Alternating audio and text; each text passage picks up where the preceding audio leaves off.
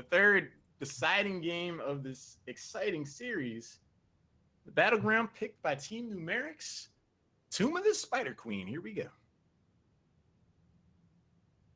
Or not. All right. It was only bad as I said it was. I'm good at this. I know what I'm doing. It's going to be such an interesting match because Infernal Shrines is not necessarily macro-oriented as a map. Cursed Hollow definitely is, but in a much broader individual way in terms of skirmishes. Tomb of the Spider Queen is a whole team macro map. The standard 4-1 split, you have to have a winning offlane. You need to understand that in the draft, what wins and what doesn't. And winning is not necessarily getting a kill. It's, can you deprive them of experience? Can you deny them turn-in while turning in yourself? Can you get a rotational advantage and help your team clear mid so that they can get a camp out and get even more pressure on the map, which leads to more turn-ins? And then your 4-man needs to clear the wave and rotate, and clear the wave and rotate, but then it needs to be clear the wave, stop the enemy team from rotating while one of your wave clear rotates, and then you get that advantage. And like over and over and over again, there's these little things you can do to get ahead on Tomb. There's a reason this map is called the EU Special. EU does so many things on this map that other people in other regions simply don't do to the same level, and it's a rough map to play against with two teams that understand rotations.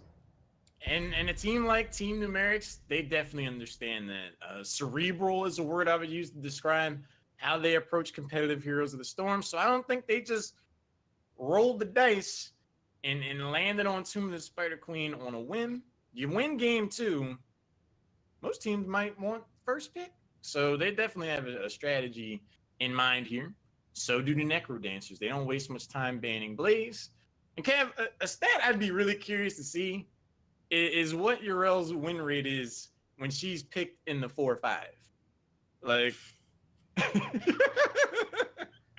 if Urel makes it on any team late in the draft, I just want to know how successful that goes for the team to let that happen. I don't know. It's a really interesting question. I'm sure that someone out there could parse the answer, because I think the draft is in replays now. So it's something you could actually figure out with some data analysis. Malfurion Genji picked up. Malfurion Genji can be really good. Particularly Genji can be really good because he actually gives you a lot of vision. He gives you a lot of scouting, and he can constantly monitor those turn-ins. He's also able to put a lot of pressure on bot lane. Genji goes missing, you don't know if he's ganking. He also sold Siege bottom, so that's another consideration. But you need wave clear, a lot of wave clear, from either your tank or your range in order to draft Genji. So there's a potential Johanna pick or ban coming out here. Yep. There it is. And now your options for tanks that have wave clear are basically Stitches, and it's not good. It's pretty bad compared to Johanna and even compared to Blaze as a main tank. You have seen like once or twice in competitive play. And before Chromie ban? And so that means, ooh, maybe. So it's like, what do they need? What hero can provide all that wave clear? And it's like they're listening to you. It really is. It's like, okay, we know you need a tank. We know you want wave clear from your tank. What if we just banned the only one left? Look, Stormbolt, you get Sledgehammer. I can't even finish this, so never mind. Yeah, you're going to need some serious wave clear.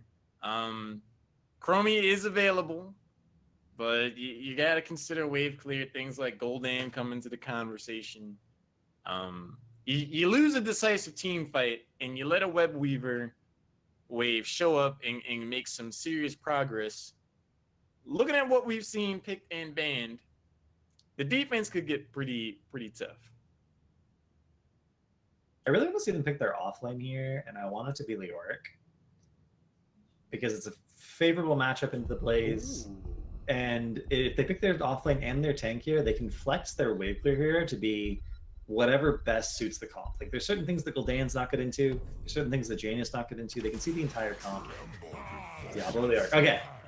There's precognition over here. There's a chance this draft recovers for Newmerics. Well, I've been watching for 3 sets now. I kind of get it. Look at the Discord channel. Let me make sure the drafters of these teams aren't here listening.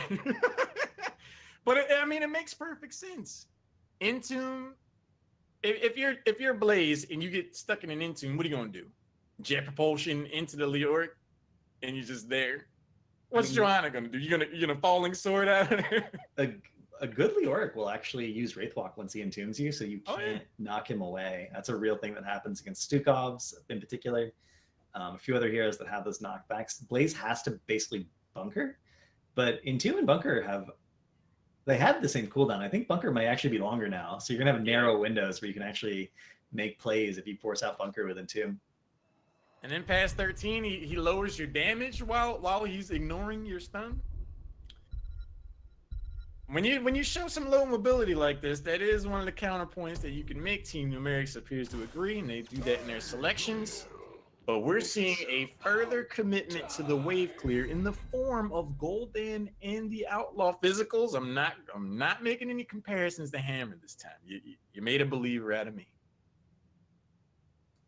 Johanna, Tychus really wants a stun tank, and Johanna's not that tank until 10, and then only once every 60 seconds. But Deckard is a root support. I don't know how to put it. The fact that he can take Sapphire level 1 and guarantee a root on multiple targets if they're clumped for even like a second, unless they have a movement ability to dash out, gives Tychus the lockdown that he actually needs. And then Johanna can pull them towards the Tychus with Condemns. That's a cool combination. I'm hoping we see that exploited. Tychus is very good in Leoric because you can't reduce percent-based damage unless you're a Diva with a Blade of Armor at 13. So Leoric, Diablo, both very vulnerable to getting killed by the Tychus. They're going to have that frontline pressure. Ooh. Phoenix is a wave clear hero. That's interesting. Phoenix can be a wave clear hero, but the only way to make it fast, like really fast, really efficient, you have to do W swaps to increase your W damage by 30% on the wave. If you don't do that, you actually rotate very slowly with him. The Phoenix pick is something of a question mark for me. With the player in particular, Kwanzar's playing Phoenix. I've seen Kwanzar play Phoenix before. Let's just... I hope he's worked on his Phoenix quite a bit since. That's all I'm gonna say. Right, but this is a very solid draft for Necrodancers. I'm concerned for them if level 20 gets picked up by Leoric, because that Entomb could end the game. But I'm curious to see what this Phoenix does. That's the question mark for me. And this is the map, right? This is the map where both teams play really well and both teams have enough wave clear, which they both do. You can pretty reliably get to 20. We're going to see probably Lightning Breath into Salvo. 10, there's all sorts of cool combinations coming up. This is going to be a fun game. Oh, two very strong teams going to game 3. This is the place to be, man. It's hard to ask for much better. On the left side, we have Team Newmerics, Caesar Salads on Malfurion, Astaroth is playing Diablo. Zab Attack this time is on the Bone Man. Leoric, Genji back again, being played by Envy. Kwanzar playing Phoenix. On the right-hand side, we have Necrodancers. Physicals on the OG Tychus, Azariel on Blaze, Quantum on Deckard, Domo Varian on that Gul'dan, and Huff Money on Johanna. Both teams looking to converge in the mid lane. Astaroth AFK, no, he's back. Domo Varian steps forward. Not at all surprised to see Echo Corruption as a level 1 talent. When you got these kind of roots in Condemn, really easy to give that acid back. The fact that we already seen Domo Varian using his E on heroes and not on waves, you need to stack the quest up aggressively. And getting it's such a long cooldown, getting the 40 stacks can be difficult if you don't use every E. It only takes 3 Qs to clear a wave, less if Johanna's helping him out with them. So he can be very, very aggressive. We're going to see Johanna pick up Hold Your Ground at level 1. This has been the standard talent for a very long time, because generally you're drafting Johanna into CC comps where you need that unstoppable up more often. But with her recent health buff, it's hard to keep her topped off. She's not getting globes, and if she doesn't have loss of hope for that percentage-based healing every 40 seconds, you can see she's really low. But keep an eye on Johanna's health. She's going to stay low for a while because she does not have laws unless she burns tap. That was a nice shadow charge from Astaroth. You're going to have to really watch the flank from Diablo, the premier gank warrior indeed. Up 20 steps forward, lower health bar, no overpower, and then Domo Varian steps forward, throws out some Fell Blast, just get the wave, keep everybody honest. I don't think anyone's really trying to stick their toe across the line too much here, especially this early in the game. But then you look down here, Envy v. Azariel. Azrael's just waiting there. He's like, yeah, you can finish it. I'm not gonna help. I'm just gonna. Like, I'm gonna let you finish. Right. But then Zabutak comes back from soaking mid lane, and they pick up the camp. But now someone has to be diverted down here to clear this. It has to be the Gul'dan and the Hana, unless they just don't send anyone. And Azrael, they're just abandoning him. They're like, "You're on your own, Blaze. Sorry, not sorry. You let them have that camp. You can deal with it on your own. This is your punishment." And this is gonna do a significant amount of power damage. Actually, they're gonna get this bot power. That was actually kind of creepy. Like, Genji's down there living his life, getting to camp, and he looks over, and Blaze is just standing there looking at him. Like, ready to walk, Leoric could chase down, and Root does connect, but the commitment not there from the rest of the team. That was a grenade throw from Physicals away from being the first blood in mine. It really was. Unfortunately, Physicals did not believe in the Root. He did not think the Deckard would be able to make that happen. And he was wrong, and not believing in your Deckard is a little bit of an issue, in my opinion. Like, Z is going to be hitting this big. If he does hit those big root combos, people need to be ready to follow up. Later in the game, Deckard's gonna be like, I can throw a potion to Tychus or Gul'dan. You know, think back to that exact moment and be like, Gul'dan, here you go. 10 gems turned in on one side, 31 in the pockets, and 9 turned in for Team Newmerics. Envy again, playing a solo laner as Genji early on. It worked out for him last time. Why not go back to the well? So it's so interesting because generally when we talk about offlaning in current meta, it's about sustain and wave clear. You just want to clear the wave, get a rotational advantage, you can go to something else, because you can't usually just straight up push anymore or get the kill. It's not at that level, but as I say that, Azrael goes down to the rotation. But if you generate a rotational advantage, multiple people can come to a lane, and things can happen. You can get that turn advantage. So the fact that Envy and Zabutak are managing this bottom lane incredibly well, while Phoenix is the only way for you can see. Like, there's been some damage to the gate mid, or gate top. There's been a little bit of damage to the gate mid. They're a little bit behind in the 4-man rotation in terms of getting the waves. They're not missing soak, they're just letting it hit the buildings. But they're dominating bottom. Yeah, you lose a hero at a high-level game like this early on, it pays the way for a lot. The bottom wall was taken for free before the turn-in that was affected because they're down a hero and they can't really go in there to say anything to the contrary. Jet propulsion just to get away from Zabutak, effectively conceding this bottom fort, and they lose Tychus in the mid lane. It's starting to fall apart fast for Necrodancers if they do get Phoenix though. Kwanzaa unfortunately did not have the, must not have the teleport there, or maybe he forgot to teleport with the cleanse, that damage over time from the what is safe and being done at all. And that getting bottom fort, getting any fort off of an early turn in like this, the web weavers don't have really good scaling, but they're not very actually strong in the early game. So conceding the fort, just letting that happen, is incredible. This is going to end up in a full level lead, a fort going down, mid wall going down, damage to top wall, even though it doesn't end up going down. That's a very successful turn. It's honestly hard to ask for more than what Team Newmerics was just able to come away with. They're like, wow, we didn't think we'd get all that. And a lot of it came off the back of a single takedown of Blaze. I mean, the takedown on Blaze as the minion wave was already pushed up, allowed them to push with impunity. They get the turn in, they get the takedown on Tychus. Team Newmerics, they're showing they know how to play this early game. I'm starting to understand why they picked this battle. And look at how clean this is. You see Caesar Salad is in the bush. Leoric is watching bottom. Now Genji got the camp. Genji's going to come up here. He's going to sit in this bush and just sort of walk around this area. Their vision control, look, Kwanzaa's just in this bush. They are never going to be in a situation unless they see all 5 people where they leave a turn in. And look, someone has appeared. We don't see someone on the map. I'm going to go check turn in. Up and Zabutak doing that. We see Blaze bottom. Okay, we're going for this 4-man. We have a rotational advantage. We know they're not turning in. And this, they're goaltending perfectly so far. No one has disappeared from vision without both turn-ins being checked.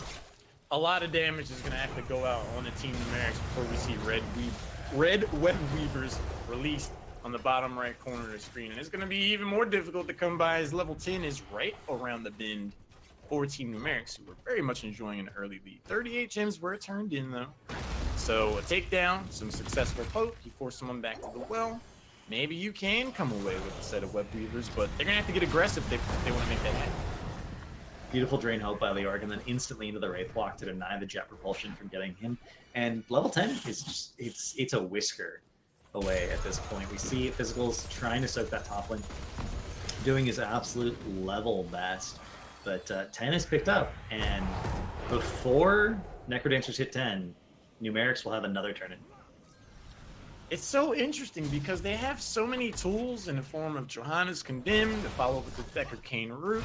Maybe once Echo Corruption comes online, a lot more damage will go about to pose a strong threat. But so far, it just seems like Necrodancers are struggling establishing themselves. Already 4 gems left for a second turn in. There's the Overpower into the root. We see Newmerics testing Physical's armor. The Horrify, the bank shot sends Diablo back in. The Lornado goes out for the Gauge? The Physical's gonna have to sit the rest of this one out. And all the heroics were burned that. It's going to be Lightning Breath into Salvo, that extra damage, and even X-Strike for the follow-up on Entomb. So anyone who gets Entombed, if Bunker's not there immediately, they're going to get X-Striked, they're going to get Salvo, they're going to get Lightning Breath.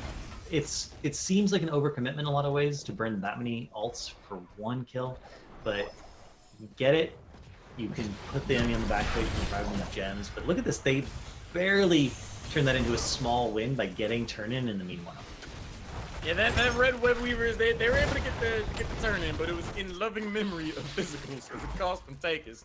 And losing that form of engagement, that Range Assassin, they don't really get too much. Or do they? Because they turn their attention to Astaroth, the Overpowered, could potentially give him an avenue out of there. He gets the healing from the Flames. Physicals, again, the target. Zap attack, Envy and Company, Entomb goes down. Just the zone. Physicals, low on health, gets rooted. Does he get deleted? He's gone.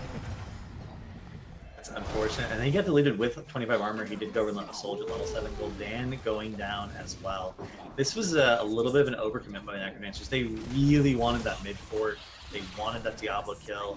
They burned a lot of resources going deep looking for it, and then they ended up overextended after it didn't happen. They burned Bunker, and not having that save tool, that escape tool, ended up costing them a lot there. It's like, you look at the top of the screen, 5 takedowns to 1, but they're really not that far behind in experience. They're even on structure. Sure, they're giving up another set of Web Weavers, but they have Horrify back. They have Odin available. They have tons of Wave Clear in Gul'dan's basic buttons. If they stop losing heroes and put up a strong defense, to lose 5 heroes already, they're not in the worst position. Man, it's because they have so much wave clear. This is a map. Tomb is a map where if you have enough wave clear, you're never going to be that far behind as long as you're clearing the waves. But Bunker traded for Entomb there. Lornado also coming out for the heal. We're going to see Odin come down for the defense here. This is a massive advantage of Tychus on Tomb that we didn't talk about. Odin is one of the best defensive tools against Web Weavers, and you can see him shelling here. But Gul'dan ends up going down in the back line to that Genji X-Strike. Astabrath gonna go for the salvo, even though he does not have the slow available. It's gonna do almost nothing. Salvo without a slow just does not do that much damage. Pressure is forcing Necrodancers to back off. So calculated. Another time where Astabrath gets away with a sliver of health. And Cav, that was the team fight that Necrodancers needed.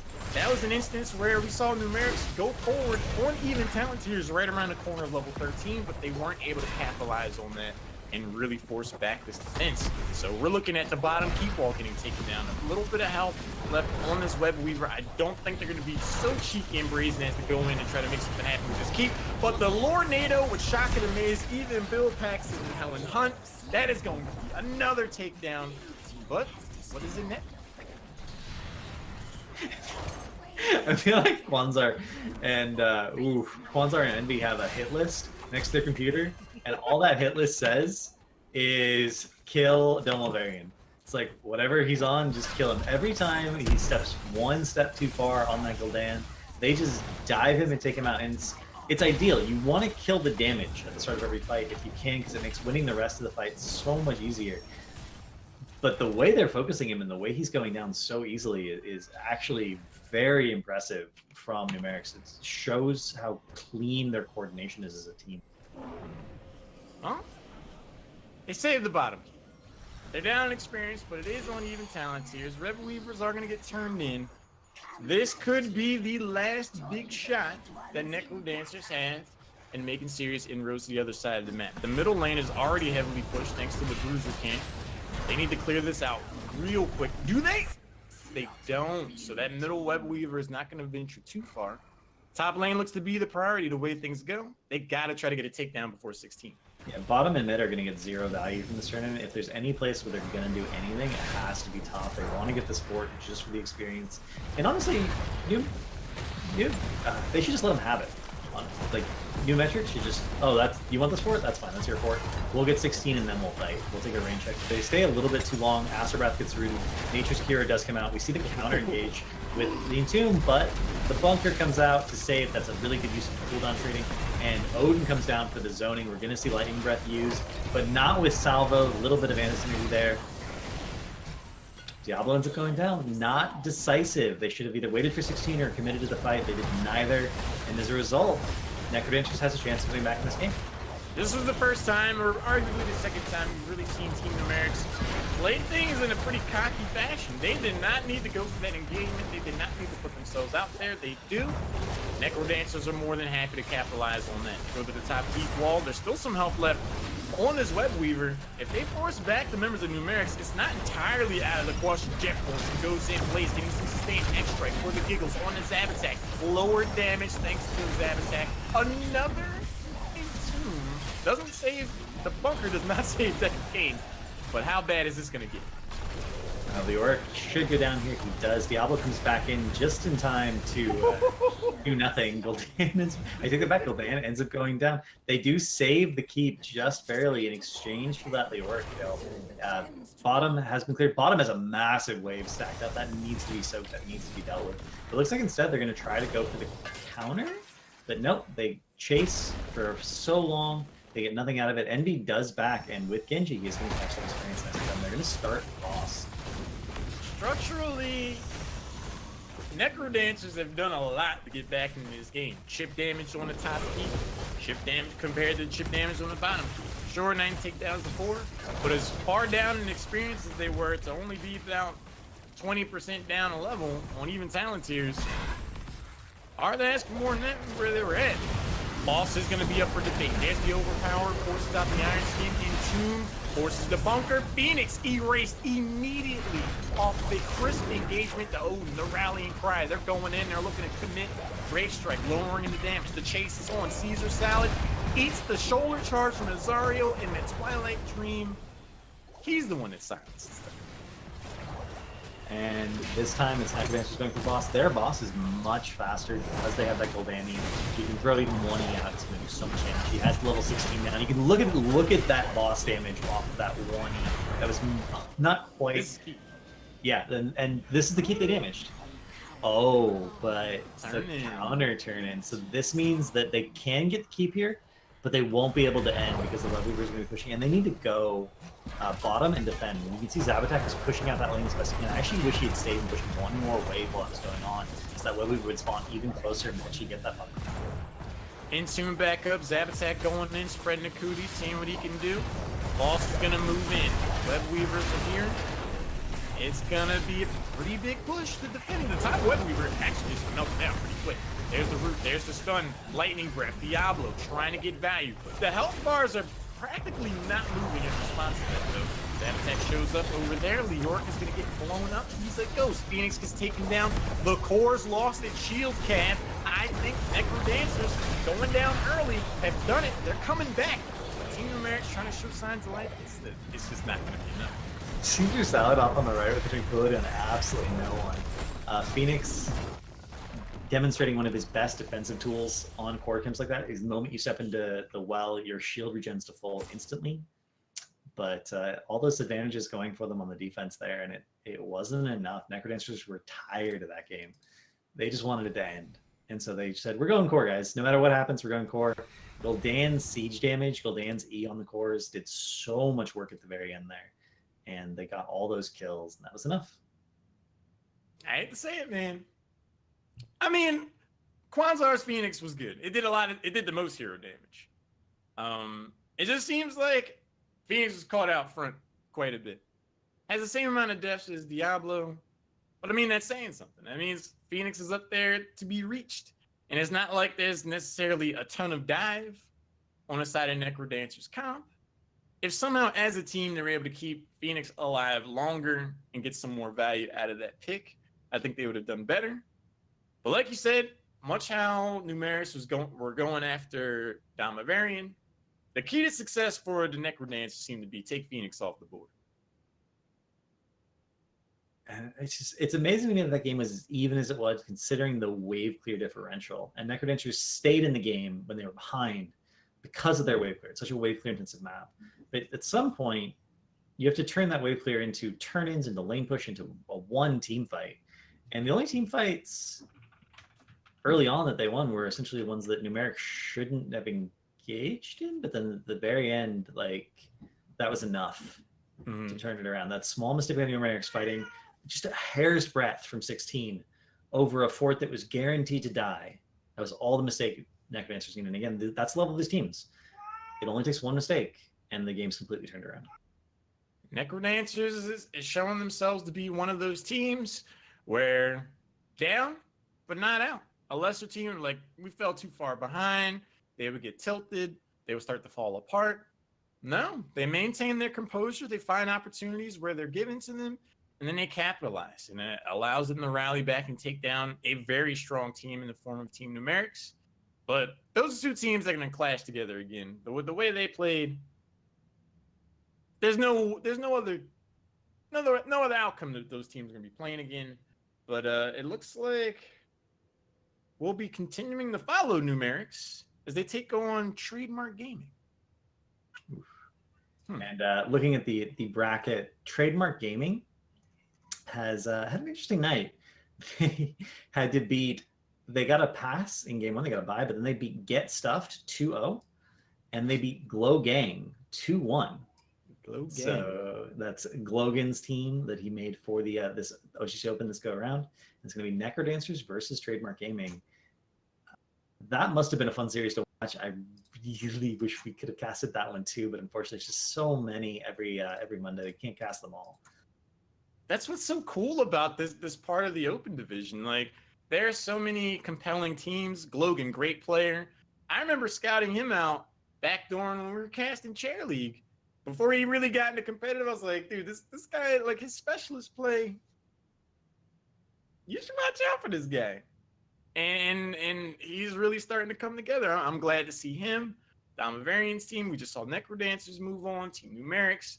There's so many compelling, captivating stories in the Open Division that you got to be excited to see how everything is going to shake out. Looking to see what we're.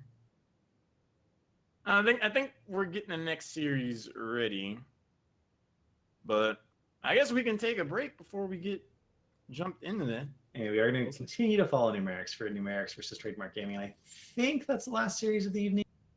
Yeah, we'll take a short break for a few minutes. Don't go anywhere. One more series tonight. Been a lot of fun casting with you, Cav. We'll be back for one more. Don't go anywhere.